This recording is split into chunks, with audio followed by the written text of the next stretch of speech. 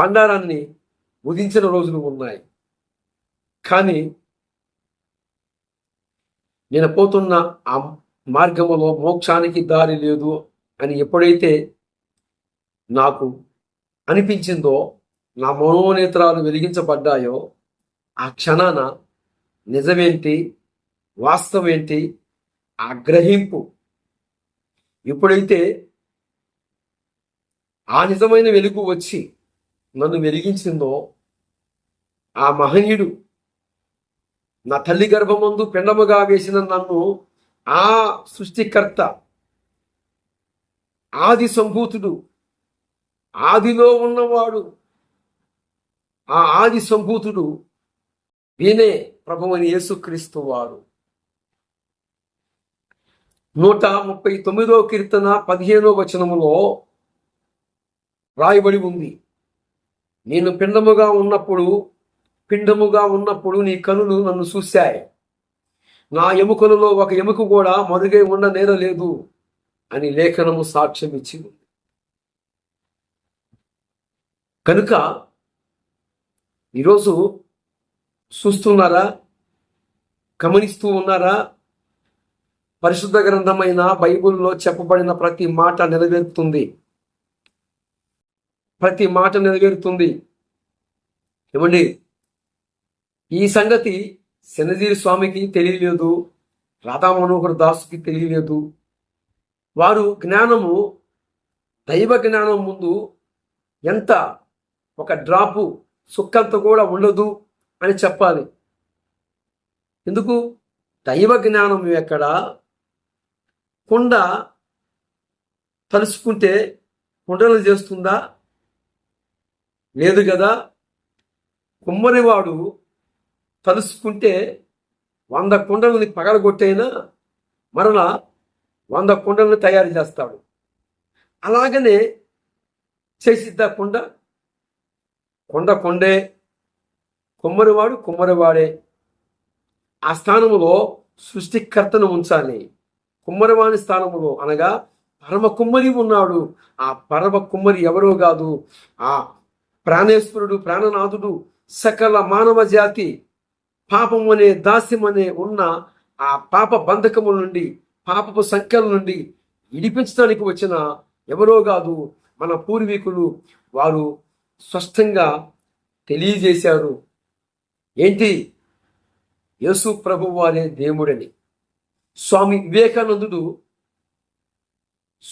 వివేకానందుడు పాలిస్తీనాలో నేను యేసు ప్రభు వారు జన్మించినప్పుడు నేను ఉన్నట్లయితే నా హృదయ ధారణతో ఆయన పాదాలని నేను కడిగేవాడిని. అంటే ఒక మాటలో చెప్పాలంటే స్వామి వివేకానందుడు అంటాడు, నా రక్తముతో యేసు ప్రభు వారి పాదములు కడిగేవాడిని. వా, ఏంటి? ఆయనకు అర్థమైందండి. ప్రబోధ రత్నాకరం అనే బుక్కులో స్వామి వివేకానందుడు పొందుపరిచాడు.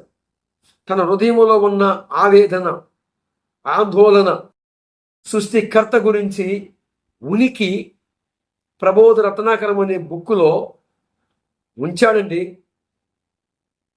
ఈరోజు కొంతమంది దుష్టమోక బయలుదేరి ఓల్డ్ ప్రింట్ని మార్చేసి అదే టైటిల్ను ఉంచి ఓల్డ్ ప్రింట్లో ఉన్న ఆ మాటల్ని తొలగించి వీరు ఇష్టం వచ్చినట్లుగా మార్తే సత్యము అబద్ధమవుతుందా?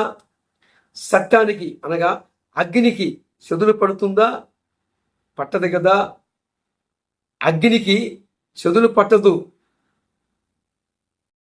ప్రభు గొప్ప నామానికి మహిమ కలుగునుగాక.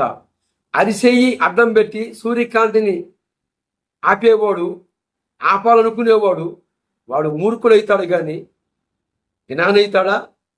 అలాగనే ఉంది కదా వీని వైఖరి. కళ్ళ ముందరనే చూస్తుండగానే క్రైస్తవము గొప్ప జనసమూహంగా మార్చబడుతూ ఉంటే దీనికి గుర్తేంటి? కారణం ఏంటి? ఇశ్రాయేలు దేవుడు, ఇశ్రాయేలుకు తోడే ఉన్నవాడు నరుడు కాదు, ఆయన పశ్చాత్తాపడేవాడు కాదు. అని లేఖనములో రాయబడి ఉంది. మొదటి సమూయేలు గ్రంథము 15వ అధ్యాయము చక్కని స్టేట్మెంట్ ఇచ్చింది మనకి. ఏమండి, ఇశ్రాయేలుకి తోడై ఉన్నవాడు నరుడు కాదు, పశ్చాత్తాపడటానికి ఆయన మనిషి కాదు, దేవుడు. ఒక పక్క నుంచి చూస్తుండగానే పరిశుద్ధ గ్రంథములో చెప్పబడిన ప్రతి మాట నెరవేరుతూ ఉంది. ఏమండి, మరణ శాసనము రాసిన వాడు అవశ్యంగా మరణమైపోవాలి అని పరిశుద్ధ గ్రంథము సాక్ష్యం ఇచ్చింది. మా తాతలు పూర్వీకులు ఎరగక మరణ శాసనం రాసింది బ్రహ్మరా అని చెప్పారు. కాదు, వారు చెప్పిన బ్రహ్మ వేరండి.